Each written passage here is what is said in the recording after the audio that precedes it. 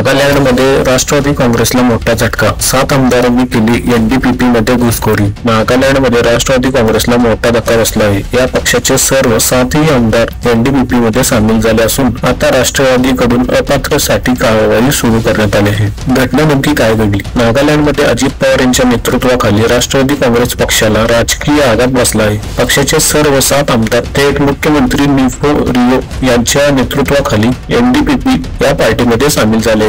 यामुळे राष्ट्रवादी काँग्रेसचा मुख्य विरोधी पक्ष म्हणून असलेला दर्जाही धोक्यात आला आहे। नागालँडमध्ये हे आमदार पक्षासाठी मजबूत आधारस्तंभ मानले जात होते। यावर राष्ट्रवादी काँग्रेसची प्रतिक्रिया अशी आहे की राष्ट्रवादी काँग्रेसचे प्रवक्ते ब्रिजमोहन श्रीवास्तव यांनी घडलेल्या घडामोडीला अत्यंत गंभीर मानले असून स्पष्ट केले की हे विलीनीकरण अचानक आणि जनादेशचा अपमान करणार आहे। आम्ही संविधानातील पक्षांतर बंदी कायदा लागू करून या आमदाराविरुद्ध अपात्रची कारवाई सुरू करत आहोत। त्यांनी असेही सांगितले की हे फक्त पक्षाची बेवफाई नाही तर नागालँडच्या जनतेची विश्वासघात केलेली ही फसवणूक आहे। याचा राजकीय परिणाम काय होणार? एनडीपीपीची विधानसभा आतापर्यंत मजबूत होती आणि आताही बळकट झाली आहे। राष्ट्रवादी काँग्रेसची नागालँडमधील भूमिका जवळपास संपल्यासारखे आहे। हे विलीनीकरण 2024-25च्या आगामी निवडणुकांवर परिणाम करू शकतं। या घटनांमुळे अजित पवार यांच्या नेतृत्वावरही पुन्हा प्रश्नचिन्ह निर्माण होऊ शकतं। कायद्यानुसार पुढील कार्यवाही काय होणार?